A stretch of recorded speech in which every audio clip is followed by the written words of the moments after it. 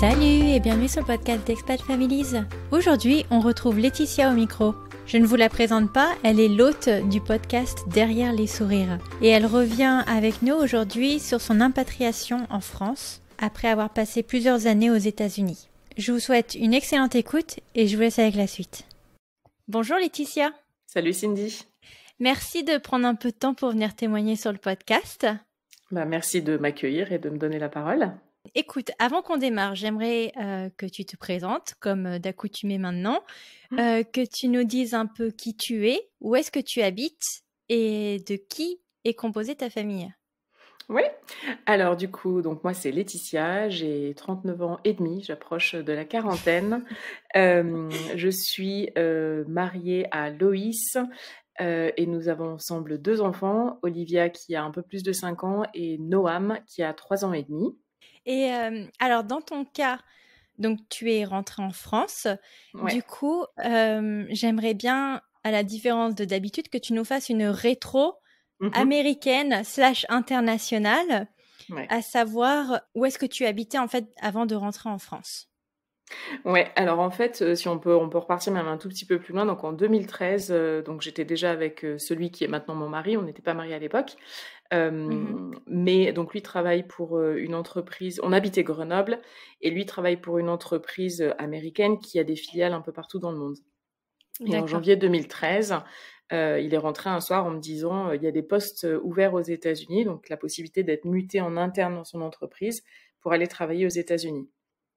En sachant que lui avait déjà vécu aux États-Unis plusieurs années auparavant, dans le Colorado.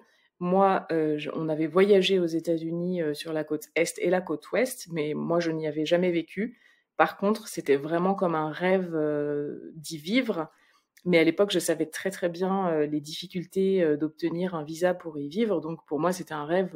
D'ailleurs, je lui en avais jamais même parlé en fait d'avoir envie d'y vivre. Mais du coup, ce soir-là où il est rentré, je lui dis vas-y fonce, faut qu'on y aille. Il faut tenter notre chance quoi. Et du coup, voilà, donc il y a eu toute une série d'entretiens, etc. Et finalement,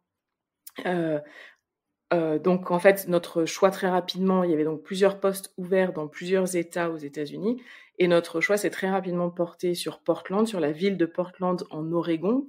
Donc l'Oregon, c'est l'État qui est situé entre l'État de Washington avec Seattle sur la côte ouest et l'État de Californie que beaucoup de Français connaissent du coup. Mais voilà, c'est ce petit État qui est un peu coincé entre ces deux, ces deux gros États. Est-ce que c'est aussi pluvieux que Seattle, juste blague à part? Alors, c'est pluvieux, mais en fait, moi, je crois c'est pas aussi ensoleillé que la Californie, mais c'est pas... Enfin, moi, j'avais vécu en Irlande auparavant et honnêtement, j'ai pas trouvé ça pire que l'Irlande, par exemple. Ah non, mais de toute façon, rien n'est pire que l'Irlande. Hein. Mais bon, c'est vrai que oui, c'est plus pluvieux que la Californie, ça, il y a pas... Voilà, à n'en pas douter, mais je pense que c'est à peu près du niveau de Seattle, peut-être un petit peu moins, mais bon, c'est... Voilà. Ouais. Mais alors... pourquoi Portland? Vous aviez 3 choix, c'est ça? Donc pourquoi Portland? On vous l'a imposé? Non, pas du tout. On nous l'a pas imposé du tout. En fait, il a regardé les postes qui étaient ouverts. Alors, il y en avait un qui était dans le upstate New York, donc au nord de l'État de New York. Et en fait, pour les conditions de météo, ça nous tentait pas trop. Et puis, du coup, New York, c'est sympa, mais quand tu es dans l'upstate, voilà, je sais pas, on se sentait pas trop, quoi. Et puis après, il y avait Albuquerque au Nouveau-Mexique. Et là, c'est plutôt les conditions climatiques. Ouais, c'est ça. Et Loïs, donc, en fait, le choix entre la neige, la pluie ou le soleil. Enfin, je veux dire le désert. Cramage. Ouais, c'est ça. Et du coup, Loïs, il gère pas très très bien la chaleur, donc en fait très rapidement. Et donc lui avait vécu dans le Colorado. Il n'était pas allé à Portland à ce moment-là, mais du coup, il connaissait un petit peu Portland de réputation, on va dire. Et du coup, Portland, parce que c'était une ville côtière, enfin, plus ou moins, et ça nous paraissait être un bon compromis entre une grosse mégalopole américaine et puis pas un truc non plus trop perdu comme Fishkill, du coup, pour citer la ville dans l'upstate New York. Donc, on s'est dit, allez, ça a l'air sympa, puis côte ouest, c'est chouette, etc. Et du coup, voilà. Donc en fait, quand on a su qu'il y avait des opportunités, donc il y avait ces 3 choix, et on a choisi Portland pour ces raisons-là, et il n'a postulé que sur le poste de Portland. Et au bout de plusieurs mois de recrutement, d'entretien, d'aller-retour, etc., on a eu la nouvelle comme quoi il était retenu pour le poste. Et donc, on était super contents. Et du coup, en gros, lui est parti en août et moi, je suis partie, je l'ai rejoint en septembre, le temps de faire voilà, les derniers papiers, les derniers trucs, mon visa Ouais. aussi, etc. En 2013 ou Donc en voilà. 2014 du coup? En Ça 2013. prend quelques mois. Ok, Ouais, bah ouais. Non, en parfait. 2013, en fait, il a postulé en janvier. On a été notifié le 1er mai, d'ailleurs, qu'il obtenait le poste. Ensuite, il est parti en Marrant. formation. On s'est mariés en juin, vite fait. Et puis, du coup, moi, là, j'ai pu entamer les procédures pour le visa. Et lui est Ouais. parti le 4 août pour Portland. Et moi, je l'ai rejoint le 28 septembre, le temps de s'occuper de notre appart en France, de faire mes papiers, parce qu'il a fallu que je refasse mes papiers d'identité avant de pouvoir faire mon visa. Enfin, bref. Oui. Bah Donc, sympa voilà. vos premiers mois de mari et femme. Ah bah oui, on s'est pas vus en fait pendant des semaines et des semaines. Mais bon, c'était pour la C'est bonne sympa. cause et, Oui, et ça, voilà, ça on forge la savait. relation directe. Ouais, Et alors, donc vous arrivez à Portland en 2013. ouais, exactement. J'imagine que au fur et à mesure des années, donc toi, tu arrives à trouver un travail là-bas, c'est ça?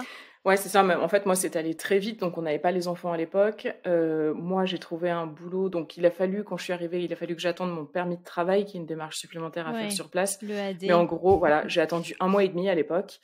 Et donc, j'ai eu mon EAD en courant novembre, je crois. Et du coup, bon, les fêtes de Noël arrivant, enfin, il y avait Thanksgiving et après les fêtes de Noël. Mais en gros, j'ai Oui, commencé à postuler début janvier et j'ai trouvé très, très rapidement dans ma branche, donc dans l'événementiel, dans une agence événementielle. Et j'ai commencé, je crois, le 7 février de mémoire. trop bien. Un Donc, mois, tac, ouais, tac. C'est fait. ouais, Bah, 1 mois, parfait. deux candidatures et voilà, la deuxième a été la bonne et j'ai été prise. Et du coup, voilà. Easy peasy. Ah, et ton niveau d'anglais alors, du coup, Ah j'imagine oui. qu'il était quand même assez performant? Ouais, alors en fait, ce que j'ai pas précisé, mais en fait, moi, j'ai vécu 2 ans en Irlande après mon bac, donc Ah bon, bah ça oui, remonte un si, petit bah peu la pluie, maintenant. on en avait On parlait parlé. de Dublin, voilà. Mais du coup, voilà, moi, j'avais vécu 2 ans en Irlande et puis, en plus, j'avais toujours travaillé dans des entreprises internationales, donc j'avais vraiment réussi. En plus, bon, l'anglais, c'était une langue vraiment où j'ai eu des facilités très, très vite et j'ai toujours adoré parler anglais. Je pense que Ok. l'un et l'autre, du coup, sont complémentaires. Donc mon niveau d'anglais en arrivant était relativement bon. Après, j'ai encore beaucoup progressé, mais quand même, j'avais un très bon niveau d'anglais et surtout, j'étais très, très à l'aise et j'avais pas du tout d'appréhension à parler anglais. Ok, bah trop bien. Par contre, Ouais. petit aparté, 2 ans à Dublin, je sais pas comment t'as survécu, hein. Ah, c'était les C'est-à-dire, meilleures années de ma vie. Ah non, c'est c'était vrai, j'ai génial. fait Ouais. 6 mois à Dublin, j'étais au fond du gouffre. Ah ouais. Ah ouais, non, moi, j'ai adoré. Ah Enfin, c'était une non, période trop cool. particulière, mais Ouais, bah c'est ouais. marrant. Comme quoi, voilà, Oui, c'est chacun ça, a hein. sa Il en propre faut pour tous les expérience. goûts. Exactement. Euh, donc, vous vous installez, vous avez tous les deux un travail. J'imagine que Ouais. c'est là où vous commencez aussi à étendre la famille, c'est ça? Oui, c'est ça. Donc du coup, Olivia est arrivée en septembre 2015 et moi je travaillais plus à ce moment-là et puis du coup voilà, j'ai repris le travail en juin 2016 et je suis tombée enceinte de Noam pas très longtemps après et Noam est né en juillet 2017. Ouais. Et alors, à quel moment arrive cette conversation à se dire, bon, on a passé X années, voilà, on parle de chiffres, je suis nulle en calcul mental, donc je vais Mhm. même pas Ouais, je arriver te là-dedans. dirais. À quel moment, du coup, arrive la conversation à se dire, on va peut-être commencer à se rediriger vers la France? En fait, la conversation, les choses se sont pas tellement passées de façon aussi explicite. C'est-à-dire que D'accord. donc on arrive en 2013, donc plutôt fin 2013, et c'est vrai qu'au bout de 2, 3 ans, plutôt 3 ans, je sens que Loïs commence à en avoir un petit peu marre. Le boulot est un peu rébarbatif. Il a Hmm. parfois du mal avec la mentalité américaine ou en tout cas par rapport à ses collègues. Et puis le fait est, je pense qu'en devenant père, je pense qu'il y a un poids qui s'est comme un peu ajouté sur ses épaules, enfin quelque chose qui est très inconscient en fait, hein, mais de cette responsabilité souvent qu'on accorde, enfin qu'on donne au père, etc., d'un point de vue financier, etc. Ouais. Et donc voilà, donc déjà, je pense après la naissance d'Olivia, je sens que ouais, il a des moments vraiment, voilà, des petits coups de blues, un peu le mal du pays, mais bon voilà, on n'en parle pas trop parce qu'en plus moi ma carrière se passe super bien, donc j'ai changé. Enfin, j'ai été, après mon premier poste, j'ai été débauchée par une autre agence événementielle. Et puis j'ai bossé chez eux, mais ça n'a pas duré très longtemps parce que ça se passait pas très très bien pour moi. Puis voilà, je voyageais énormément et j'étais enceinte d'Olivia, donc bon, c'était compliqué. Ouais, Et puis après, j'ai retrouvé un boulot quand Olivia avait 8 mois. Et puis là, de nouveau, un super poste avec moins de voyages, mais un super salaire, une super équipe, etc. Donc on n'en parlait pas trop parce qu'il sentait que moi, j'étais vraiment comme un poisson dans l'eau. Mais je sentais que voilà, pour lui, c'était un peu compliqué et qu'il ne se voyait pas rester aux États-Unis toute sa vie, en fait. Ouais, il voulait pas changer de travail? Non, parce que alors c'était pas que le travail en fait, c'était un peu un tout, tu vois, c'était bon le travail qui lui plaisait pas trop, c'était un peu l'ambiance, c'était un peu la lourdeur financière, euh, et puis l'éloignement avec la famille aussi, tu vois, en fondant une famille, je pense que ça a joué un petit peu là-dessus. Mais bon, c'était des choses qui étaient latentes et si tu veux, c'était pas comment dire très fort au point où on se dit bon là, faut vraiment qu'on établisse un plan d'action et qu'on parte quoi. Mais voilà, c'était dans le coin de sa tête. Moi, je savais que ça ne le dérangerait pas de rentrer en France. Et du coup, voilà. Et en fait, ce qui s'est passé, donc vraiment, on ne cherchait pas. Je veux dire, on n'a jamais postulé en France. Même si, voilà, on savait tous les deux que, bon, peut-être qu'on n'y ferait pas notre vie, mais voilà, il ne se passait rien. On était vraiment dans notre quotidien. Puis, littéralement, je venais d'accoucher de Noam. Et en fait, une semaine après la naissance de Noam, Loïs a reçu un email de la part de son ancien employeur, enfin, comment dire, son ancien chef, on va dire son chef français, donc de la filiale française dans laquelle il travaillait jusqu'en 2013, qui lui dit, écoute, si tu veux, il y a un poste pour toi, si tu as envie de rentrer, il y a un poste pour toi. Et en fait, c'est là, en fait, où, vu qu'il y a eu cette opportunité, en sachant que ce n'était pas la première, il avait déjà été recontacté 2 fois par cette même filiale en disant est-ce que tu aurais envie de rentrer? Il y a un poste, etc. Mais à chaque fois, on avait décliné parce que voilà, on était bien dans notre vie malgré tout, et puis ça, la question se posait pas. Et donc là, c'est là en fait, c'est cet email-là qui a été un déclencheur pour qu'on se pose la question en fait. Alors qu'on se laisse, enfin tu vois, on sortait de la maternité quoi, littéralement. Tu m'imagines une semaine après l'accouchement, on avait déjà un enfant en plus, tu vois, c'était notre deuxième. On n'avait pas du tout dans l'esprit de rentrer en France, pas à ce moment-là quoi. Mais du coup, si tu veux, ça a planté une graine et là, on s'est dit, bon, attends, ça fait 3 fois c'est la 3e fois qu'ils reviennent vers nous. Qu'est-ce qu'on a envie de faire en fait? Et c'est là que vraiment on a commencé à peser le pour et le contre et ben voilà, à se dire, qu'est-ce qu'on fait? Enfin, et vraiment à considérer l'option du retour en France. Mais alors, justement, tu me parles de pour et contre. Quels étaient les points qui pesaient dans la balance? Parce que tu me disais que toi, tu étais heureuse professionnellement. Ça, c'est quand même un sacré contre, tu vois. Ouais, moi, j'étais heureuse professionnellement et puis surtout, ma carrière était bien lancée. Enfin, l'événementiel aux États-Unis, ça a beaucoup plus d'importance qu'en France. Donc voilà, j'avais un poste à responsabilité très, très bien payé. Enfin voilà, et puis des perspectives d'évolution. Mais après, tous les contres, en fait, qui ont joué, c'était... En fait, si je le résume en une phrase, mais je vais te le détailler, c'était qu'on n'arrivait plus à se voir sur le long terme, on n'arrivait pas à s'imaginer serein sur le long terme aux États-Unis. Et donc, par là, en fait, ce qu'il fallait comprendre, c'est que aux États-Unis, en fait, la vie coûte vraiment très cher. Enfin, ça, c'est notre ressenti. Après, il y a peut-être des gens qui seront pas d'accord avec moi. Mais nous, on trouvait que c'était cher. C'est-à-dire que, bon, tu payes soit ton loyer, soit ton mortgage, donc ton prêt immobilier. Ensuite, si tu veux essayer de vivre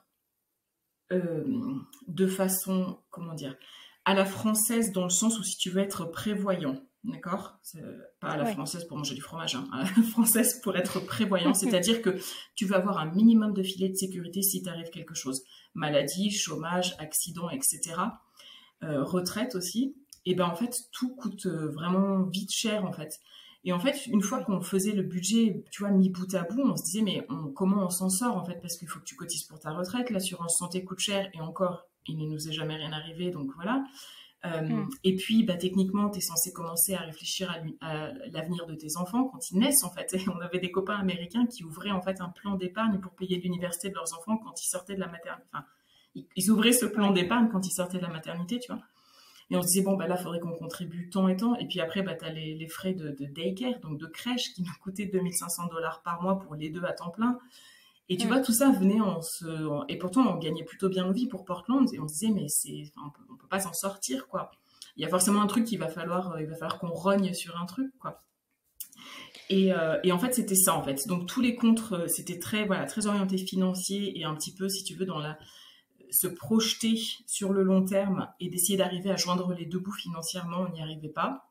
Il y avait aussi très clairement le fait qu'on accueillait notre deuxième enfant dans la famille et qu'on commençait à ressentir un petit peu les effets de l'éloignement avec la famille. Et après, ça, c'est vraiment propre à chacun. Il y a des gens qui le ressentent, d'autres qui le ressentent pas. Bon, Bien sûr. voilà, nous, ça nous pesait un petit peu.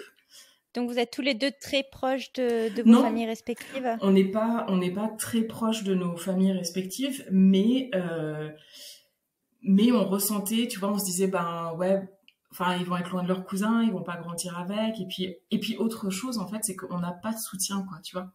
On a personne sur qui compter, en fait, aux États-Unis. Et ça nous pesait aussi un petit peu en étant jeunes. Alors, on n'était pas jeunes, mais on était jeunes parents dans le sens avec des enfants, tu vois, des nouveaux parents, quoi. Et avec 2 enfants rapprochés, en bas âge. Et voilà, on sentait que déjà après avoir eu Olivia et que ouais, on n'avait pas de temps mort pour nous, quoi. Et ça, c'était un peu dur. On disait, si on rentre en France, on aura certainement du relais, on aura plus de soutien, etc.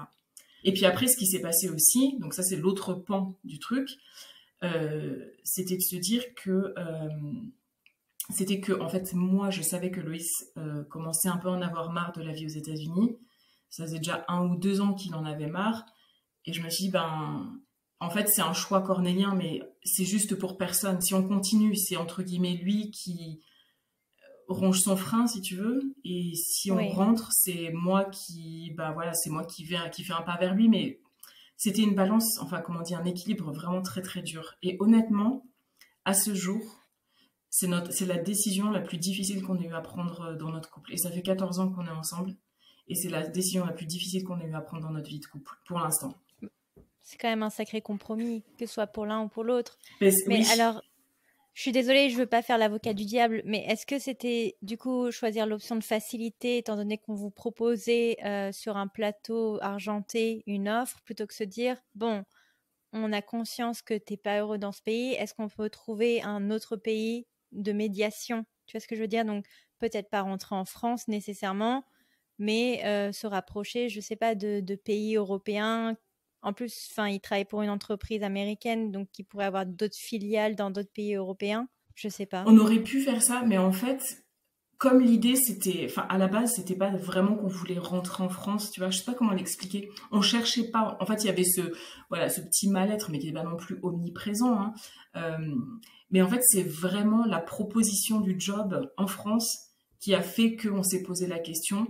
Et qu'effectivement, tu as raison, hein, ils nous ont déroulé le tapis rouge pour rentrer en France, en tout cas dans les faits. Après, il y a eu des petits couacs, mais peut-être qu'on en parlera. Mais en gros, on rentrait quand même avec une situation hyper confortable en France. Mais du coup, en fait, c'est vrai que l'étape, et si on allait ailleurs dans un autre pays, ne s'est pas posée, en fait, parce que dans un autre pays et repartir de zéro tous les deux, avec 2 enfants. Avec 2 enfants, ça paraissait compliqué, alors que là, en fait, potentiellement, on rentrait en France, mais avec un avenir garanti, en fait. Avec Loïs, qui avait ce poste, avec des très bonnes conditions. Et du coup, voilà. Et c'est ce qui a fait... Oui, c'est clairement ce qui a fait pencher la balance. Hein, mais oui, après, rester aux États-Unis, pour nous, c'était pas une option. Tu vois, aller dans un autre État, c'était pas une option dans le sens où, en fait, on était très bien à Portland. On n'avait rien à reprocher à la vie, le climat nous convenait, enfin, la vie nous convenait, c'était vraiment chouette. Donc, c'était pas dire l'État ne nous plaît plus et on s'en va. C'était de se dire, mais est-ce qu'on va vraiment trouver mieux ailleurs en termes de salaire? Parce que, par exemple, tu peux déménager dans d'autres États, et toi qui es en Californie, tu sais, tu descends en Californie, les salaires sont plus gros, mais les logements, mais les loyers, c'est 3 fois, tu vois, c'est pareil, c'est 3 fois plus cher. Et ils se font plaisir aussi sur les taxes, donc... Voilà, c'est ça. C'est vrai qu'on aurait bon, il n'y en a pas. Et puis la question de la retraite, la question de l'université des enfants, tout ça nous... En fait, ça résolvait pas ça, en fait, de rester aux États-Unis. Et voilà. Et après, c'est vrai que la question de l'étranger, un autre pays, ça s'est pas posé parce qu'il y a eu cette opportunité, que c'était une belle opportunité et qu'on a décidé de la saisir. Et alors, à quel moment, quel est le déclic à se dire, ok, on accepte l'offre? Alors, ça a été un truc qui nous a tenus en haleine pendant plusieurs semaines, je te dirais, parce que ils sont venus. Alors après, donc il a fallu formuler une offre, mais après il y a tout un tas de process qui se mettent en place pour la relocation, donc le fait de te renvoyer en France. Donc, une fois qu'on a vraiment eu sur papier tous les détails qu'on avait négociés, la voiture à l'arrivée, le logement à l'arrivée, le salaire qu'on voulait, les aides pour les enfants, les aides pour ceci, pour cela.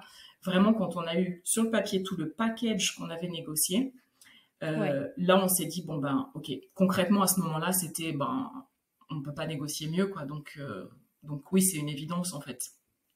Mais alors, comment tu te sentais toi? Parce que tu dis on, mais clairement, c'était Loïs. Enfin, je veux dire, ok, c'était le package familial. T'étais soulagée, t'étais contente, anxieuse? Non, mais même, je te dirais que tous les deux, même si Loïs, on va dire que c'était lui qui avait plus envie de rentrer en France, je pense que honnêtement, c'est une décision qui nous a vraiment torturés. Tu vois, tout à l'heure, je te disais, c'est la décision la plus dure qu'on ait prise dans notre couple. Et je pense que cette décision, elle nous a torturés pendant longtemps, même quand on était en train de déménager et même quand on est rentré en France. Le soulagement, je suis pas sûre qu'il y en ait eu un comme on peut l'imaginer, genre, ah, ça y est, on rentre en France, tu vois, parce qu'on avait quand même pas grand-chose à reprocher. Ce qu'on a dû faire, c'était de comparer, si tu veux, dans un sens, le quotidien d'un pays. On comparait pas le quotidien dans deux pays, on comparait le quotidien dans un pays avec l'avenir dans un autre pays. Tu vois, c'était ça le différentiel, en fait. Le quotidien était génial aux États-Unis. Le long terme nous paraissait compliqué. En France, le quotidien est un peu plus compliqué, mais le long terme nous paraissait plus facile.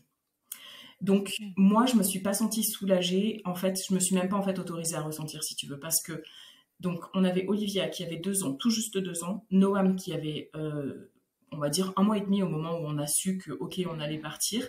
Et sur ce, il a fallu que moi je gère mon job, enfin que nous, tous les deux, qu'on gère notre job chacun parce qu'on a continué à bosser jusqu'au dernier jour. Il a fallu qu'on gère la vente de la maison. Il a fallu qu'on gère tout ce qu'un déménagement à l'international représente avec 2 enfants des âges que je t'ai dit, tu vois. Et en fait, on était un petit peu perturbés, mais je pense qu'on était surtout tête dans le guidon. Et jusqu'à partir, on a été tête dans le guidon, en fait. Tu vois, ça me paraît étrange quand même de partir et de pas être, pas sembler super content, tu vois. Ouais. De pas sembler content de partir. Ouais, de rentrer, parce que tu me dis, bon, on était quand même peut-être dans le guidon et que c'était stressant, donc, mais vous étiez heureux quand même de votre décision? Non. Ouais. Non, honnêtement, on l'était pas, mais je peux même te dire que le dernier jour, on a vécu 1 semaine en logement temporaire parce qu'on a vendu la maison dont on était propriétaire en Oregon. Donc on est parti 1 semaine dans un Airbnb jusqu'à en fait aller prendre l'avion pour rentrer en France. Et le dernier jour, il y a des potes qui sont venus nous dire au revoir devant ce Airbnb et nous aider à mettre les valises. Et en mettant les valises, tous les deux, on leur a dit, je sais pas si on n'est pas en train de faire une connerie. Donc jusqu'au dernier moment, on ne savait pas. On a été perdus, franchement. C'était une décision qui a été dure pendant très longtemps et on n'était pas sûr de notre décision, en fait, franchement. Ouais.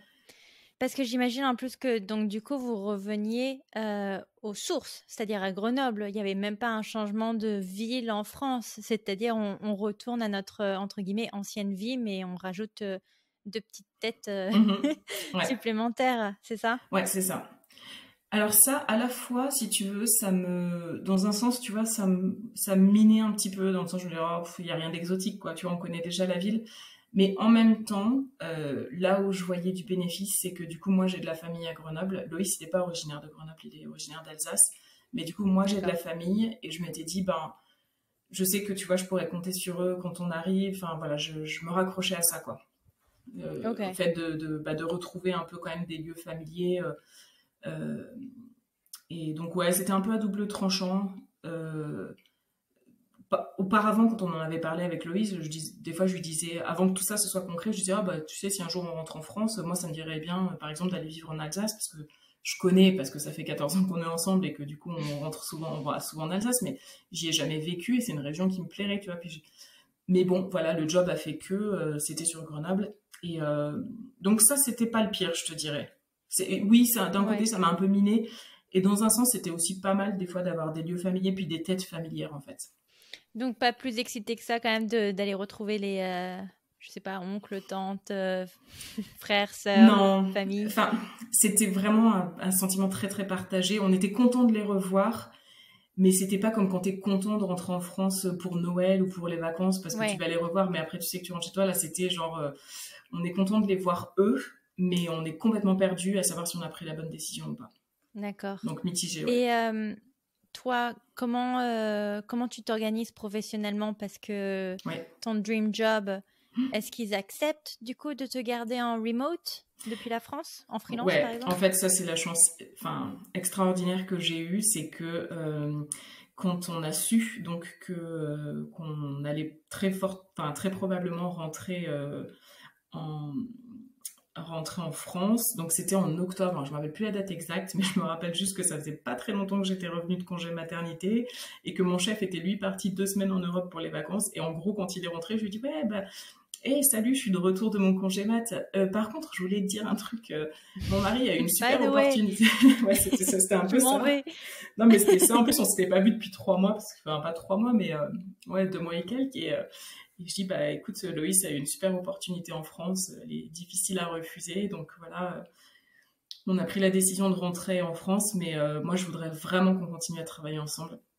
Et en fait, j'ai eu une chance inouïe. Alors, je sais pas si c'est de la chance ou pas, peut-être pas en fait. Mais en tout cas, il m'a dit, écoute, pas de souci, moi je veux qu'on continue à travailler ensemble. Donc, bah, rentre en Trop bien. France et tu continues de bosser pour nous à distance. Et ouais, ça Ok. c'était génial.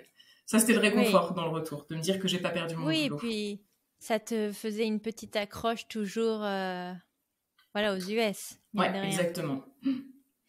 Et les enfants, alors comment vous les préparez? Bon, j'imagine Noam était bien trop petit, Ouais. mais Olivia, par exemple, comment vous lui dites, bon bah voilà, on va rentrer en France? Eh Elle était bien, triste. non. Alors elle avait 2 ans et tu vois vraiment au moment Ouais. où on arrive en France, elle a 2 ans et 3 mois. Donc on lui en Oui, parle, elle hein, on lui percute en pas parle trop. avant parce que ben forcément on a fait les valises, tu vois, elle a vu ses jouets partir dans le container. Donc tout ça on lui a expliqué étape par étape. Ma maman venait chaque année depuis qu'Olivia était née, donc on disait bah tu vois on va rentrer vivre plus près de Nana, comme ça on pourra la voir plus souvent. Elle venait de passer avec son papa, ils étaient rentrés en fait les 15 premiers jours de juillet cette année 2017, ils étaient rentrés en France, en Alsace pendant 15 jours. Moi, j'avais pas pu voyager parce que j'étais enceinte de Noah, mais j'ai accouché 15 jours plus tard. Et du coup, elle avait vu son papy, elle avait vu voilà, sa mamie de l'autre côté, ses cousins, cousines. Donc, on a essayé voilà, un petit peu de formuler ça comme ça en lui expliquant qu'on allait avoir une nouvelle maison, qu'elle irait dans une nouvelle crèche, qu'on serait plus près de, bah, du coup, voilà, les prénoms des membres de la famille qu'elle connaissait. Voilà. Mais c'est vrai qu'à 2 ans, alors nous, on a toujours pris le parti de tout raconter à Olivia, mais je sais pas trop ce qu'elle en a compris ou pas. Mais voilà, on lui a expliqué, en tout cas, on a répondu à ses questions si elle en avait. On lui a dit aussi qu'on allait dire au revoir aux gens bah, qui la gardaient ou les amis qu'on avait par là, etc. Et voilà. Le retour, enfin, si tu veux, la transition du déménagement, ça s'est bien passé pour elle, quoi. Après, ça a été compliqué du coup. Ouais, bah écoute, ça me fait une bonne transition. Une super transition. Je Ouais. dirais pas belle, mais comment ça se passe alors les premiers mois, la première semaine quand, boum, vous revenez à Grenoble? Alors, je vais te raconter les 24 premières heures. Je pense que ça va être très, très parlant. En gros, donc, on est arrivé le 21 décembre en France et la compagnie aérienne nous a perdu nos valises. Donc, on se retrouve... du coup, en plus, même sans siège auto, parce que du coup, il y avait un des sièges auto, enfin, tu sais, le cosy là, de Noam, on avait pu le mettre dans l'avion, mais le siège auto d'Olivia était parti en soute. Enfin, bref, on se retrouve sans rien à l'aéroport de Lyon. Et bon, du coup, c'est pas grave, ils nous dépannent pour un siège auto dans la voiture qu'on avait louée. Et donc, ils nous font en fait un dédommagement, tu sais, pour qu'on puisse acheter des vêtements en attendant, quoi. Et donc ça, c'était le 21. Donc je pense que le 22 au matin, donc le 22 décembre, donc imagine-toi en pleine période de Noël en plus, on part blindé de monde. Exactement, on part au centre commercial qui est à côté de chez nous en fait, pour essayer d'aller acheter trois fringues pour nous tous, quoi. Et puis en fait, c'est ça en fait. On arrive déjà, rien que le parking est tellement minuscule que j'ai l'impression que je vais me prendre toutes les voitures, tu sais, dans les virages et tout. C'est juste la conduite, alors que j'adore conduire et que je pense que je conduis plutôt pas trop mal. Mais ça me stresse et les places de parking sont minuscules. Enfin bref, déjà un gros stress rien que pour atteindre le centre commercial. Et puis du coup, arrivant dans le centre commercial et voyant qu'il y a autant de monde, je dis écoute, tu sais quoi, on va diviser pour mieux régner. Donc pars faire ton shopping à toi, va t'acheter ce dont tu as besoin. Moi, je gère pour moi et on se retrouve, on finit pour les enfants ensemble, etc. Et genre, tu sais, on se dit, bah, rendez-vous dans 1 heure, ou je sais plus ce que c'était. Et là, on se retrouve au bout d'1 heure dans le centre commercial, donc à un point donné, tu vois. Et en gros, on éclate en sanglots tous les deux en se disant, mais qu'est-ce qu'on fout là en fait? Qu'est-ce qu'on fout là? C'est horrible. Tout est petit, les rayons, tu peux pas circuler. C'était vraiment, je sais pas, un sentiment vraiment, alors que je ne le suis pas du tout, de claustrophobie, tu vois, de me sentir étouffée, et puis alors pas du tout comprendre ce qui se passe. Donc voilà, ça c'était les 24 premières heures. Mais après, en gros, ça s'est pas aussi bien passé que ce qu'on espérait d'un point de vue purement logistique. Donc on devait avoir un logement temporaire quand on est arrivé. Finalement, quand on a pris possession du logement temporaire, le logement était à la limite de l'insalubre. On n'avait même pas de quoi mettre le lit parapluie de Noam, qui donc à l'époque avait 3 mois, non, il avait 6 mois, quoi. Ouais, fin juillet. Et du coup, donc là, on leur a dit non, mais en fait, c'est pas du tout possible, donc trouvez-nous autre chose. Bon, je te passe les détails, mais en gros, ils ont en jamais... période de Noël. Ouais, on venait juste de passer Noël, parce que du coup, Noël, on l'avait passé dans nos familles respectives, donc on n'avait pas enclenché, si tu veux, ce service-là de la relocation, mais ouais, on était début janvier, et puis en gros, ils nous ont jamais rien trouvé. Donc moi, j'ai fait le forcing. Sympa. J'ai trouvé, en fait, je nous ai trouvé une maison Airbnb. Et c'était hors budget, mais j'ai appelé l'agence de relocation. Je dis, bah écoutez, là c'est ça ou rien. Enfin, de toute façon, vous n'avez pas le choix. Donc finalement, ça a été approuvé, mais bon, du coup, voilà, on avait 1 mois dans ce logement. Puis s'en est suivi du coup la recherche de logements plus définitifs, on va dire. Et donc là, on devait être aidé d'une consultante qui épluchait les petites annonces pour nous, etc. Et puis en fait, la nana était relativement inutile. Donc c'est moi qui me retrouvais à éplucher toutes les petites annonces tous les jours avec des trucs qui étaient en ligne alors qu'en fait c'était déjà pris. Voilà, ça c'était très très compliqué. Donc, sachant que donc en parallèle de tout ça, Loïs a commencé son job le 2 janvier. Moi, je n'ai jamais arrêté le mien. Et surtout, moi, la semaine du 2 au 6 février de l'époque, une date approximative, je lance, en fait, c'est mon plus gros, donc je travaille sur des salons professionnels et c'était mon plus gros salon professionnel de l'année. Et en plus, je lançais un tout nouveau stand, donc c'est un stand de 150 mètres carrés sur 2 étages, donc 300 mètres carrés au total. Et c'était un projet sur lequel je bossais depuis 18 mois et que juste avant mon départ de Portland, la boîte pour laquelle je bossais venait d'être rachetée, donc il y avait un nouveau PDG et un nouveau vice-président. Donc, gérer tout ça en même temps que tu essaies de trouver un moyen de garde pour les enfants et que tu essaies de trouver un logement temporaire parce que dans 1 mois, tu es à la porte, ça a été une période absolument horrible. Horrible. Vous ne pouviez pas décaler de base, le contrat avec la boîte française est arrivé en février quand toi, tu aurais fini ce gros projet? Non, parce qu'en fait, ils le voulaient, on avait déjà décalé vachement parce que du coup, tu vois, je pense qu'on a accepté l'offre pour rentrer... je pense que ça devait être peut-être mi-octobre. Et tu vois, on est quand même arrivé quasiment 3 mois après et ils ne pouvaient pas faire beaucoup plus que ça. Ok. Ouais. Bon. Donc voilà. Purée, oui, donc t'as dormi alors en janvier ou comment ça se passe? Pas beaucoup, honnêtement. Au-delà du fait qu'en plus, on avait un nourrisson, plus ou moins. Ah oui, mais, sympa vos journées. Ouais, ça donne envie. Hein. C'était intense, ouais. C'était intense. Mais alors... Ouais, ça c'est quand même... vous avez essayé de pédaler, je dirais ça comme ça. Ouais, on a pédalé, c'est le mot. Donc moi, mon salon de février s'est passé. En fait, on a trouvé le logement dans lequel on allait emménager. Je crois que c'était comme 3 jours avant que je parte sur mon salon à Amsterdam. Donc on savait qu'à mon retour, on avait 48 heures pour du coup quitter le Airbnb, coordonner du coup la livraison du container en fait qui était arrivé entre-temps. Ah bah oui. Et du coup prendre possession de l'appartement qui allait être notre logement pendant quelques années après ça. Et du coup voilà, donc après février, ça s'est tassé un peu après mon événement. L'autre chose qui est venue un petit peu entacher notre sérénité, entre guillemets, c'est que le chef de mon chef, lui, n'était pas trop d'accord pour que je continue à bosser à distance. Et en fait, j'ai un peu cette menace de perdre mon job qui a plané au-dessus de ma tête. Et ça a été très difficile pour moi parce que, au-delà du lien avec les États-Unis, c'était... tu vois, moi, c'était un peu tout ce qui me restait de ma vie d'avant et mon indépendance professionnelle et financière sont très, très importantes pour moi. Et du coup, voilà. Donc, donc tu avais intérêt à keep it up, quoi. Ouais, c'est ça. Et puis, du coup, en même temps, c'était ça. Et en même temps, il fallait que j'assure un peu mes arrières. Et donc là, une opportunité s'est présentée. Et en fait, la femme de mon cousin était secrétaire indépendante et elle était enceinte et elle s'apprêtait à partir en congé maternité.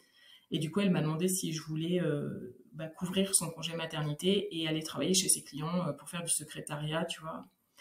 Et donc moi, avec, si tu veux, d'un côté, la menace que j'allais perdre mon job et la perspective de me retrouver sans emploi, et cette opportunité qui s'est présentée, forcément, j'ai sauté dessus à pieds joints en me disant, oui, carrément, quoi, ouais.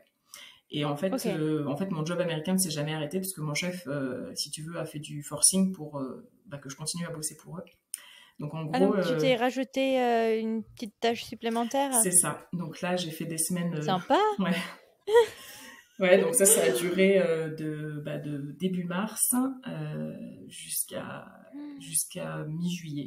Donc là, j'ai cumulé 2 jobs, les enfants et c'était intense. Ouais, Mais juste une aparté, alors du coup, les enfants, t'as pu te trouver rapidement une place, soit en crèche, soit trouver une nanny, ou soit pour Olivia, elle était non, elle allait en crèche. Ouais, toujours en crèche. Ouais. Il n'y avait pas d'école encore, ouais. Du coup, parce que je sais qu'en France, les crèches, c'est un peu relou pour trouver une place, non? Ouais, c'est compliqué. Donc ça a été l'autre nerf de la guerre, c'est-à-dire que ça, c'était aussi un des trucs qu'on avait négocié avec l'agence de relocation qui devait nous aider à trouver un moyen de garde pour les enfants. Sauf que dans la réalité, en fait, ils ont jamais... ils ont dit, non, nous, on peut vous aider pour les inscrire à l'école. Si tu veux, ils avaient des services qui étaient adaptés pour des gens qui arrivent dans un pays qu'ils ne connaissent pas et une langue qu'ils ne parlent pas. Mais nous, on savait déjà comment inscrire ton enfant à l'école, ça, c'était pas un problème. Tu vas contacter une agence immobilière, on savait le faire aussi, mais... Bref, du coup, on s'est retrouvé complètement le bec dans l'eau par rapport à ça. Donc, il y a la nounou de ma nièce, donc la fille de ma sœur, qui a accepté de nous prendre les enfants en dépannage, je sais plus combien c'était, 2 ou 3 jours par semaine, je crois. Et on a trouvé une micro-crèche. Donc, micro-crèche, c'est un système de crèche privé, en fait, mais quand même agréé par l'État, qui nous les prenait aussi 2 jours par semaine. Donc ça, c'était bien tant qu'on était dans le Airbnb. Ensuite, on a emménagé donc dans une autre ville qui était à peu près à 10-15 km de ce Airbnb. Et donc là, il a fallu rechercher de nouveau des modes de garde. Là, on était en février. Donc si tu veux, j'ai appelé toutes les assistantes maternelles agréées de notre village et des villages avoisinants, qui m'ont gentiment dit que en février, il fallait quand même pas espérer trouver une place parce que vous vous rendez compte quand même, les gens ils m'appellent maintenant en février pour une place en septembre. Donc là, tu comprends bien déjà que on s'est fait rembarrer à plus d'une reprise. Donc on a continué. Donc Noam, lui, on lui a trouvé une nounou donc une assistante maternelle qui pouvait le prendre. Elle ne pouvait prendre que lui car il lui restait un seul agrément si tu veux pour un enfant de moins de 18 mois. Donc Noam, on a pu le caler dans le village. Donc ça, c'était cool. Par contre, Olivia, on n'a pas eu de place pour elle, jusqu'à sa rentrée scolaire. Donc en gros, on a continué à faire 1 heure de route le matin et 1 heure de route le soir pour l'emmener à la micro-crèche et à la nounou qu'on avait du coup un peu plus loin. Donc voilà, donc on s'est rajouté 2 heures de transport. Et franchement, on a appelé toutes les assistantes maternelles de tous les villages autour, quoi. Les centres, les crèches. Alors la crèche du village a pu nous la prendre, mais le mercredi uniquement. Donc ce qui fait qu'Olivia s'est retrouvée avec 3 modes de garde, parce qu'elle allait 2 jours en micro-crèche, 2 jours chez la nounou, du coup qui était la nounou de ma nièce, et 1 journée à la crèche du village. Et du coup, ça allait pour elle, parce que j'imagine en plus qu'elle était dans le super... sur la super tranche d'âge qu'on adore du Terrible 2. Je veux dire, ça allait pour elle, ou je veux dire, elle t'a fait quand même... elle t'a donné quand même un peu de fil à retordre. Ouais, non, ça a été très très dur pour elle. Et du coup, ça c'est un truc aussi que j'aimerais bien dire, c'est que, tu vois, moi, tout le monde m'a dit, même, je les ai pas forcément cru, mais beaucoup de gens te disent, oh, mais tu verras, les enfants sont flexibles. C'est pas comme ça qu'on dit en français, c'est... Ils s'adaptent, t'inquiète pas, ils s'adaptent vachement. Oui, ils s'adaptent. Ils s'adaptent super vite, bien plus vite que les adultes, etc. Et honnêtement, pour Olivia, ça n'a pas été le cas. Alors, je ne minimise pas le fait que nous, on était forcément hyper stressés. Comme je viens de l'expliquer, on avait beaucoup de choses qui n'allaient pas droit, on va dire, logistiquement parlant. Mais là, Olivia s'est mise à faire des grosses crises d'anxiété, en fait. D'un instant à l'autre, à complètement péter les plombs, genre à hurler, à pleurer, à avoir une colère qui était bien plus grande qu'elle et qu'elle n'arrivait pas à gérer. Et là, ça a été hyper dur parce que nous, on s'est retrouvés complètement, à la fois coupables, tu vois, de se dire, mais qu'est-ce qu'on lui fait subir à cette pauvre petite, tu vois, de l'avoir déracinée. Alors, elle avait 2 ans, elle venait d'avoir un petit frère, on a changé de pays, tu vois, ça fait beaucoup pour un enfant quand même. Ouais, et puis elle a 3 structures différentes par.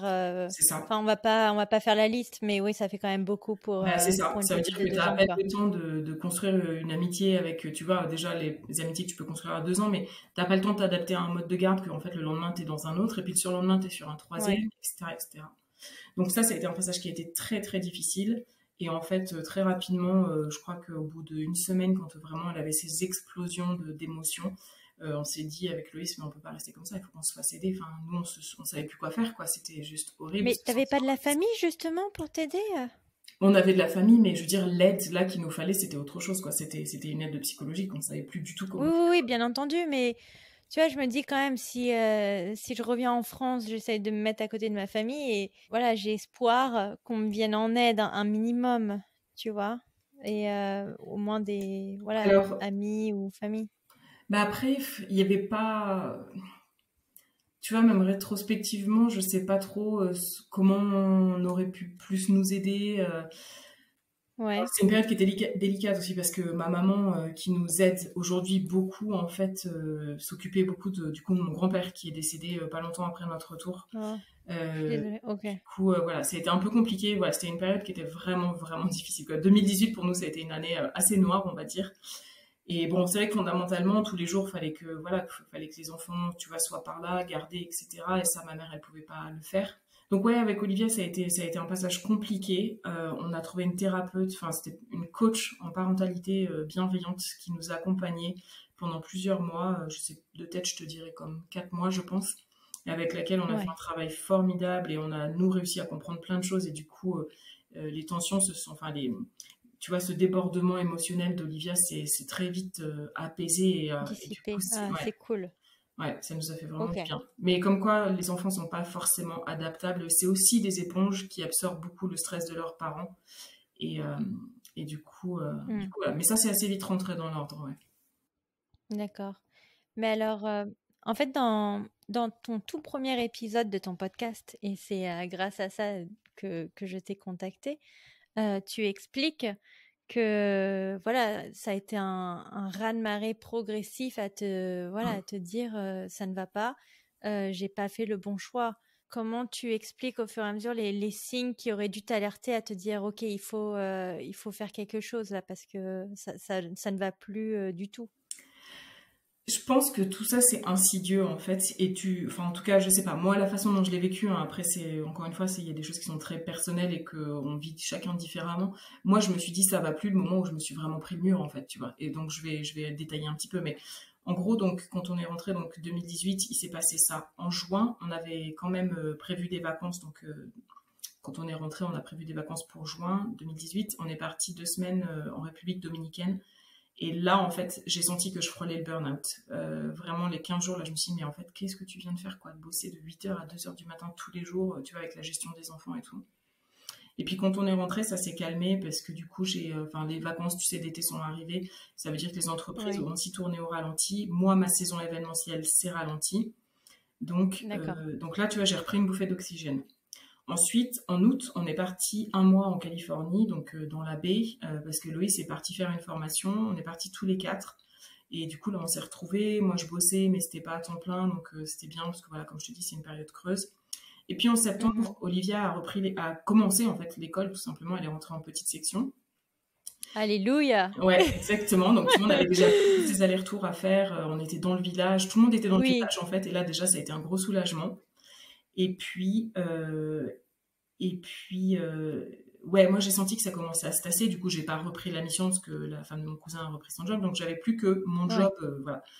Donc oui, donc ça a l'air d'aller mieux au fur et à mesure quand même des mois qui passent là. Et je te dirais que je pense, tu vois, en octobre à peu près, donc 1 mois après la rentrée scolaire, je me suis dit, là je sors du mode survie et je commence à vivre en fait.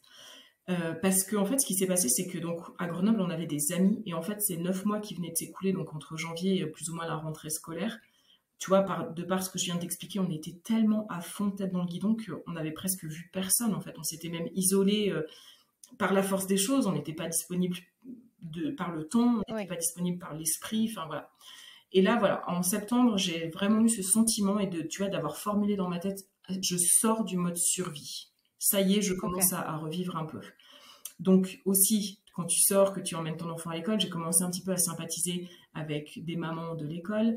On a pu revoir nos amis de façon plus fréquente. Et donc là, ça a commencé à aller mieux. Et puis, mais il y avait quand même encore ce truc genre, ouais, est-ce que peut-être on repartirait pas, etc. Et surtout, ce qui se passait, c'est que très rapidement après notre retour, du coup, le chef de Loïs qui était à Portland n'arrêtait pas de lui faire, tu sais, un peu de passer des emails, genre oui, tu sais, si tu veux revenir, tiens, si tu veux revenir, tu reviendrais pas, si tu veux revenir, tu vois. Et ça, c'était assez fréquent, quoi. Il y avait ça, en fait, en trame de fond. Je crois qu'il nous empêchait aussi un petit peu d'avancer complètement, en fait. Parce que forcément, ça revenait titiller des trucs où on n'était encore pas trop sûr de notre choix à ce moment-là. Donc, bon, l'année scolaire, donc septembre, nanana, et puis, donc là, on arrive en 2019, et Loïs part à Portland, parce que du coup, il s'en sortait vraiment pas à Portland, et donc son ancien chef de Portland lui dit, est-ce que tu peux venir 15 jours pour nous aider, on s'en sort pas. D'accord. Il part à Portland pendant 15 jours, en accord avec le chef de Grenoble, et une fois à Portland, je dis, écoute, Loïs, ça fait 1 an que ça dure, ces appels du pied, tu reviens pas, tu reviens pas. Je dis, maintenant, tu te mets à table avec eux, enfin, entre guillemets, quoi. Et tu leur demandes, en fait, qu'est-ce qu'ils sont prêts à t'offrir comme job si tu reviens. Et on en discute, tu vois. Bon. Et du coup, ça se passe. Il rentre en France. Il me dit, écoute, non, clairement, il n'y a rien à obtenir. En fait, il voulait bien le reprendre. Ça, c'était pas le problème. Mais il voulait le reprendre à des conditions financières qui, ne nous convenaient pas du tout, quoi. Qui étaient restés les mêmes, c'est ça? Exactement. Donc en fait, si on repartait avec ce salaire-là, ça voulait dire avoir exactement les mêmes préoccupations par rapport à ce que j'ai expliqué tout à l'heure du coût de la vie, etc. Donc c'était ridicule, quoi. Donc il rentre et il me dit, écoute, non, c'est pas bon. Sauf que 2 jours plus tard, un gars de Californie, en l'occurrence, donc de cette même entreprise, qui avait entendu parler de lui, etc., le contacte et lui fait une proposition d'un poste. Alors, je vais passer très rapidement sur cette... Donc ça, c'était fin mars. En gros, il y a eu des négociations, des entretiens, des allers-retours, etc. pendant quasiment 4 mois. Parce que donc ça te tient en haleine. Exactement. Donc à chaque fois, c'était genre, tu te projettes, tiens, peut-être que... Et puis du coup, en juillet, finalement, ils nous envoient donc ce qu'on appelle la offer letter, donc qui est la lettre officielle comme quoi ils veulent t'embaucher et notamment, très important, le tarif auquel ils veulent t'embaucher. Et en fait, là, on est tombé des nues parce qu'en fait, c'était $5 000 de plus que... Mais oui, ça faisait toujours pas une grosse différence, alors que c'était un poste avec beaucoup de responsabilités et que du coup, nous, on s'attendait vraiment à une différence significative et là, on est vraiment tombé de haut, quoi. Et ouais, là, c'est vraiment la désillusion totale. Le truc nous avait tenu en haleine depuis 4 mois. Et là, moi, je commence vraiment à prendre un coup. Où tu vois, là, ça vient remettre en fait une couche. C'est comme tu remets du sel sur la plaie, quoi. Ouais. Et l'été arrive. Et en fait, on s'est beaucoup occupé pendant cet été-là. On n'a pas arrêté de vadrouiller, etc. Et donc, septembre 2019 arrive. Et là, je dis à Loïs, écoute, bon, qu'est-ce qu'on fait, quoi? Enfin, concrètement, donc là, je lui dis, j'ai l'impression qu'on a toujours le cul entre 2 chaises. Oui, clairement. On est là, mais on n'est pas là, on ne sait pas trop. Oui, comment t'avances toi mentalement si voilà, ça te titille à droite, ça te titille à gauche, quoi. Même lui, il était alors lui, il est peut-être beaucoup plus, comment dire, tu vois, dans ses émotions, il s'emballe moins vite que moi, il est plus modéré dans ses émotions, donc il s'est jamais emballé vis-à-vis de ce poste. Mais franchement, il aurait été prêt à le prendre si les conditions avaient été réunies, quoi. Mais alors, attends, ça me fait une bonne question quand même, parce qu'on n'en a pas parlé, mais donc là, entre le moment où quand même vous rentrez en France et voilà, et se rendre compte que le contrat en Californie ne va pas se faire, comment vous avez vécu votre relation? Parce que j'imagine avec ce stress entre gérer le travail, les enfants, voilà, toute la logistique de se réinstaller en France, en plus cet espoir de potentiellement retourner aux US qui avance pas. Enfin, je veux dire, comment vous vivez vous dans votre couple et avec les enfants d'ailleurs? J'ai oublié quand même parce qu'il faut les gérer au quotidien. Ouais, alors avec les enfants, ça va, ça se passe plutôt bien et dans l'ensemble, on est plutôt, tu vois, unis dans notre parentalité. On est sur la même longueur d'onde et donc voilà, vis-à-vis des enfants, ça se passe bien. Par contre, entre nous, forcément, il y a une distance qui s'installe parce que D'une part parce que moi je suis débordée vraiment avec le boulot, voilà, tu vois, je me mets un peu la tête baissée dedans, donc voilà, ça m'occupe beaucoup. Je pense que je me mets autant dedans parce que sûrement il y a des choses que j'ai pas envie de voir ou pas envie d'admettre. Et du coup voilà. Et après il y a l'épisode effectivement donc de ce fameux post, ça se fait, ça se fait pas, ça se fait, ça se fait pas, qui là en fait c'est un peu le comment dire, le coup de grâce quoi sur notre couple, où là ça crée vraiment des tensions en fait. En fait, petit à petit et de façon très très insidieuse, c'est tu vois là, je te dis ça, ça fait un an trois quarts au moment où du coup l'offre ne se fait pas. Ça fait un an et demi en fait qu'on est rentré en France et tout doucement, tout doucement, tout doucement en fait on s'est éloigné quoi. Et en fait ça explose donc en septembre 2019 quand on revient à parler des États-Unis, de cette tentative avortée de repartir aux États-Unis sur un poste, etc. Où lui, en fait, il me dit, écoute, c'est bon, les US, j'ai plus du tout envie d'en entendre parler, enfin, c'est plus possible, etc. Et où là, moi, je comprends qu'en fait, ça fait un an, trois quarts, on va dire, que je vis avec l'espoir qu'on va repartir, et qu'en fait, cet espoir vient de disparaître à tout jamais, quoi, en gros. Tu vois, c'est l'effet que ça me fait sur le moment, quoi. Et là, ça explose vraiment assez fort entre nous, et là, c'est très, très dur. Là, alors, c'est l'explosion qui est dure, mais c'est tout ce que ça vient réveiller chez moi, en fait. Mais alors, tu lui en as voulu, entre guillemets, de t'avoir obligé à rentrer en France quand... Non, parce que... En fait, tu t'es rendu compte que tu voulais pas rentrer en France? En fait, alors, vraiment, la chose qui est très très claire, c'est que je n'ai jamais, premièrement, eu l'impression qu'il m'obligeait à rentrer en France. C'est vraiment une décision qu'on a prise à deux. C'est important, je pense, de le rappeler. Ouais, vraiment, parce que ça a été aussi un peu un sujet où lui, il pensait que je pensais qu'il m'avait forcé, alors qu'en fait, non, pas du tout. Hein. Vraiment, c'est un choix que j'ai fait en mon âme et conscience. Enfin, c'est un choix qu'on a fait à deux et que, voilà, j'ai jamais ressenti aucune pression de sa part pour rentrer, vraiment pas. Et donc, du coup, j'en ai jamais voulu d'être rentrée, en fait. Par contre, je m'en suis voulu. Et donc, c'est là où moi, donc à ce moment-là, donc là, on est en octobre 2019, là, je perds pied. Là, vraiment, ça explose chez moi. Et tu vois, tu me disais, comment tu te rends compte, est-ce qu'il y avait des signaux, etc. Je sais pas, je les ai pas vus, en tout cas, clairement. Et là, en fait, j'explose. Et donc là, je me mets à faire des crises d'angoisse, chose qui ne m'était jamais arrivée de ma vie. Je me réveille au milieu de la nuit avec des sueurs froides, je transpire, j'ai le cœur qui bat, je sais pas, à 150, tu vois, à l'heure. Et en fait, au fur et à mesure, enfin, c'est hyper vicieux, mais au fur et à mesure que je m'enfonce là-dedans, je n'arrive plus à travailler. Moins j'arrive à travailler, plus je me dis que ils vont voir que je suis en fait un imposteur, donc c'est-à-dire mon chef, etc. Ouais. Donc, que je vais finir par perdre mon boulot. Donc, ça m'angoisse encore plus. Et comme ça m'angoisse encore plus, je suis encore plus paralysée pour avancer dans mon boulot, tu vois. Et c'est vraiment un cercle vicieux, quoi. Et donc là, forcément, ça va de moins en moins bien avec Loïs parce que je suis fatiguée, parce que je prends tout mal, parce qu'on n'arrive plus à se parler, parce que moi, je suis à fleur de peau. Et là, en fait, il y a un jour où vraiment, j'explose et il me dit, écoute, je sais plus comment t'aider, il faut que tu trouves de l'aide extérieure, je sais plus quoi faire, quoi. Ce qui est un bon conseil, en fait, mine de rien. Non, mais carrément. Sur le coup, tu sais, j'avoue que je l'ai un peu mal pris. Oui, tu t'es braqué, mais en soi, c'est un très bon conseil. C'est un excellent conseil parce qu'on peut pas être le psy de son mari ou de sa femme, ça c'est clairement pas.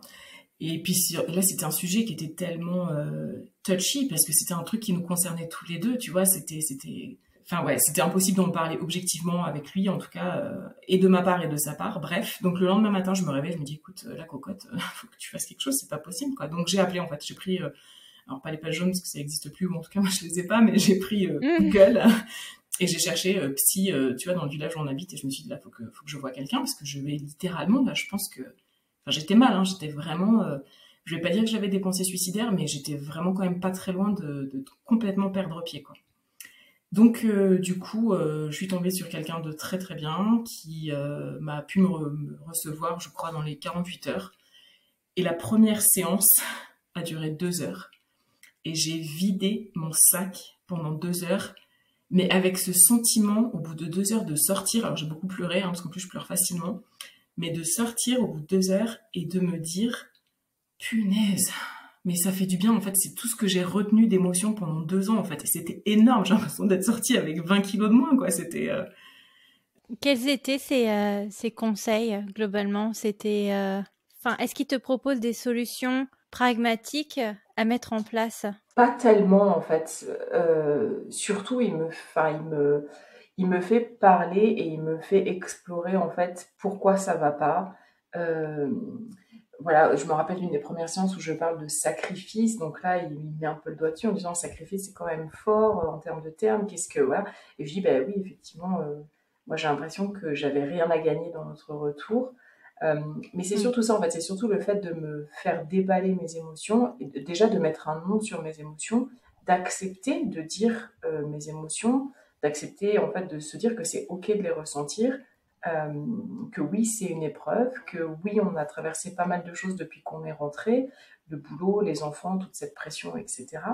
Et en fait au fur et à mesure de cette conversation, je me rends compte que voilà, il y a des choses qui m'empêchent d'avancer, et c'est vraiment lui, son rôle, c'est pas tellement de me donner des conseils, mais c'est plutôt de m'accompagner dans l'exploration de ses émotions et d'essayer de comprendre pourquoi, d'où elles viennent et surtout comment les accepter puis les atténuer en fait, ouais, les faire se calmer, voilà, que l'angoisse se calme, etc. Et finalement, en fait, on y arrive assez rapidement en discutant. Et juste le fait que je puisse en parler, je crois que c'était surtout ça qui m'a libérée, c'est de parler à quelqu'un de neutre et de dire, mais en fait, ça va pas, parce que beaucoup de gens te disent, oui, mais t'as un toit sur la tête, oui, mais tes enfants sont en bonne santé, oh, mais pourquoi tu te plains, t'as un job, mais en fait, ça va bien au-delà de tout ça, et de pouvoir le verbaliser à une personne qui est absolument neutre, et qui est juste là pour, voilà, pour te guider dans cette exploration, en fait. Oui. Tu penses que ce travail a mis combien de temps? Eh bien, je l'ai vu jusqu'au confinement, donc mi-mars. Donc j'ai commencé, alors je ne me rappelle plus exactement, mais je crois que j'ai dû commencer en novembre de mémoire. Donc voilà, j'ai mis 4 ou 5 mois. Et puis en fait, mais déjà, début janvier, donc début janvier 2020, je me suis sentie déjà vachement mieux. C'est vraiment le fait d'avoir eu ces séances et d'avoir parlé, il y a plein de choses qui se sont décantées en moi. Ouais, tu avais moins de ces crises d'angoisse, par exemple, que tu décrivais un tout petit peu avant. Est-ce qu'elles se sont atténuées au fur et à mesure? Oui, en fait, même les crises d'angoisse se sont atténuées très très vite. Oui, au bout de 2-3 séances, je crois, et je le voyais une fois par semaine à ce moment-là. Et ça s'est atténué assez vite. Et du coup, j'ai pu reprendre un peu le contrôle sur ma vie, déjà sur ces éléments qui me créaient de l'angoisse.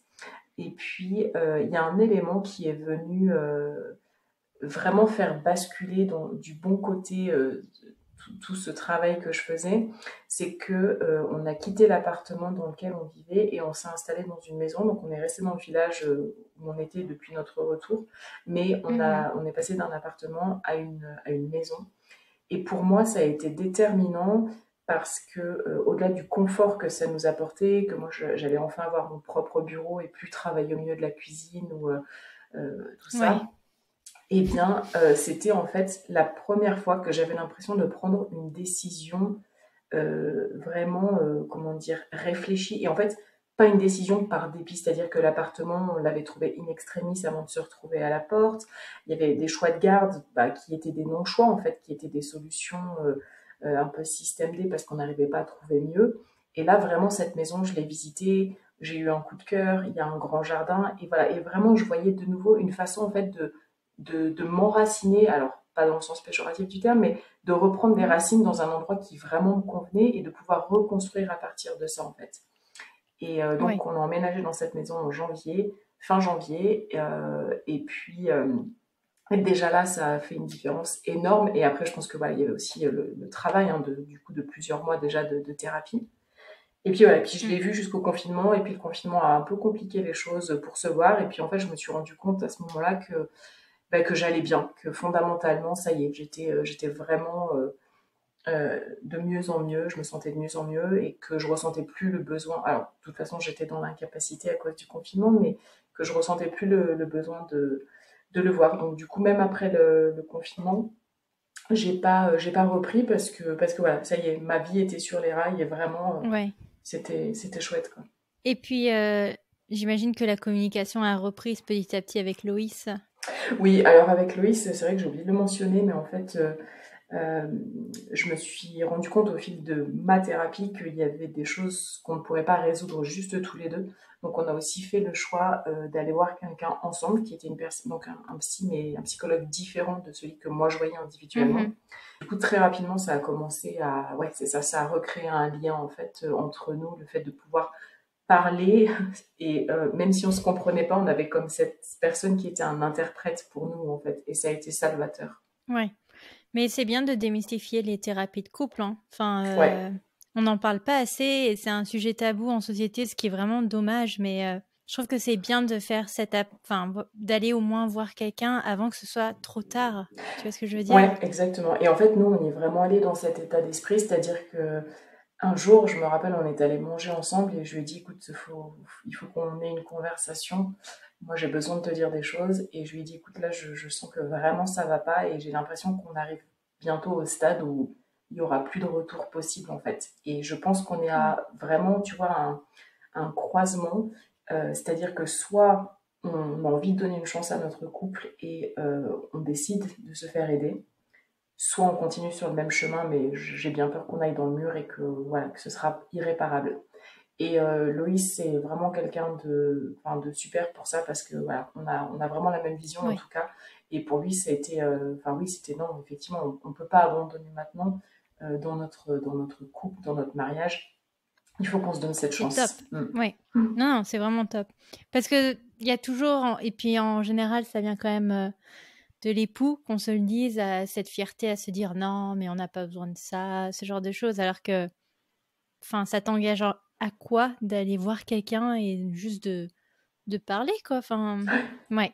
C'est Non, vrai non, je trouve ça très, que très je bien. suis assez d'accord avec toi, du coup, par rapport à des proches ou des voilà des je sais que souvent les hommes alors c'est un peu caricatural mais en même temps c'est pas complètement faux, les hommes sont souvent plus Ouais. réticents à aller consulter quelqu'un pour se faire aider, mais en même temps là on se rendait compte et lui se rendait compte aussi que si enfin je crois qu'on s'est rendu à l'évidence, si on n'y va pas c'est on va dans 3 mois on divorce quoi, donc Ouais. euh, donc voilà. Bon, bah, c'est super alors. C'est un Ouais. beau travail. Donc, j'imagine que si les parents vont mieux, les enfants allaient mieux. Bah oui, effectivement, et encore une fois pour différentes raisons, mais voilà, Olivia était de plus en plus, était de mieux en mieux dans sa classe, voilà, elle avait trouvé des repères, elle avait ses copines, elle avait un environnement stable, etc. Mhm. Et puis c'est vrai que très rapidement est arrivé donc le confinement, après cette grosse période de crise, on va dire. Donc ça a été aussi du Ouais. temps de qualité qu'on a pu passer avec eux, individuellement ou tous ensemble, et de se retrouver après, voilà, pour moi en tout cas, 2 ans, un peu plus de 2 ans de mal-être et de moins bien, ouais. Et j'aimerais bien alors donc du coup savoir quand as-tu décidé du coup de lancer ton podcast Derrière les sourires? Est-ce que c'était pendant le confinement?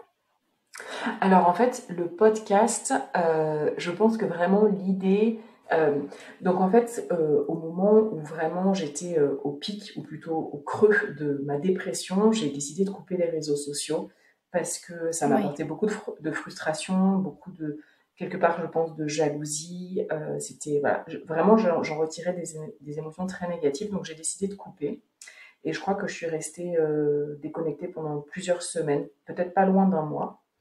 Et puis quand ça allait, que je commençais à aller un petit peu mieux et que j'ai décidé de revenir sur les réseaux sociaux et notamment Instagram, je Mhm. me sentais plus la force de cacher en fait ce que j'avais caché pendant plusieurs mois, c'est-à-dire que j'ai jamais parlé du fait que j'allais pas bien et je postais des photos tout sourire, etc. Ouais. Et donc au moment où je suis revenue, je me suis dit non mais c'est pas possible en fait. Les réseaux sociaux c'est un truc où tu dois te sentir faire partie d'une communauté, mais te sentir bien en fait, quelque chose qui t'apporte En phase. mais ouais, Ouais. en phase. Et moi en fait vraiment c'était plus ça, donc je ne peux plus moi continuer à prétendre que tout va bien, ne pas parler, revenir comme si de rien n'était alors que je viens de traverser une des pires périodes de ma vie quoi. Donc là en fait Ouais. j'ai parlé très publiquement, alors j'ai pas fait un face cam comme on dit, mais j'ai écrit en fait en story mon retour et ce qui venait de se passer, que voilà, que j'avais été très très mal, que j'avais été en dépression, que voilà, je m'étais fait Mm. aider par un psy, etc. Qu'avec Loïs ça avait été très compliqué, qu'on avait aussi fait un travail de couple. Et en fait Mhm. j'ai été à la fois très agréablement surprise, j'ai reçu énormément de messages de soutien et en même temps Mm. j'ai reçu énormément de messages de gens qui me disaient je suis désolée que tu aies traversé ça. Moi aussi, ça va pas dans ma vie. J'ai telle galère, je traverse telle épreuve. Et merci à toi d'en parler de façon très transparente parce qu'on finit par ne voir que le plus beau sur les réseaux sociaux et on en oublie qu'on est des êtres humains et qu'on a aussi des difficultés au quotidien. Et je pense que l'idée a germé à cet instant-là où je me suis dit, mais c'est pas possible en fait. On est tous sur Instagram à se mettre les meilleures photos de nous-mêmes alors qu'en fait, il y a d'autres choses qui se passent derrière ces sourires. Et c'est comme ça que l'idée m'est venue. C'est comme ça, je pense, que le titre m'est venu. Et voilà. Mais seulement, donc là, je te parle de ça, c'était probablement comme en février. Mais à ce moment-là, je me sentais pas encore suffisamment la force d'enclencher vraiment tout le travail autour de ça. J'avais besoin de... Puis bon, voilà, comme je disais, il y a eu le confinement, donc ça a limité aussi dans certains projets. Mais je crois que j'étais pas prête à ce moment-là et du coup, je me suis laissée, tu vois, plusieurs mois pour affiner mon idée, pour vraiment me sentir la force de me lancer en fait. Et du coup, voilà. Et donc, j'ai lancé en octobre dernier, donc quasiment, je dirais, 8 mois après avoir eu l'idée. Et pendant 8 mois, j'étais assez persuadée que j'allais le lancer. J'avais juste besoin, je pense, de regrouper un peu de force et du poil de la bête, comme on dit, pour me lancer dans cette aventure-là. Mais en tout cas, tu nous trouves des très très beaux témoignages. Je trouve que chaque personne apporte son lot de courage. Merci. Non, vrai.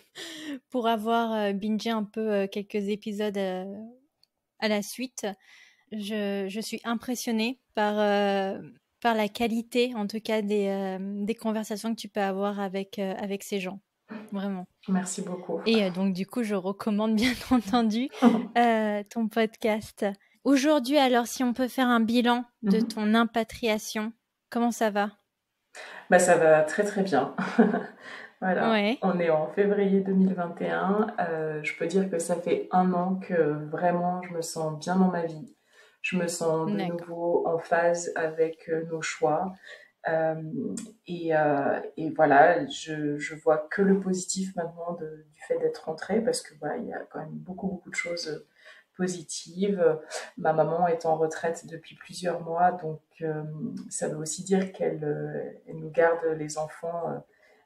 Voilà, elle essaie aussi un petit peu pas de rattraper le temps perdu, mais c'est vrai qu'elle n'en a pas beaucoup profité les premières années comme on n'était pas en France.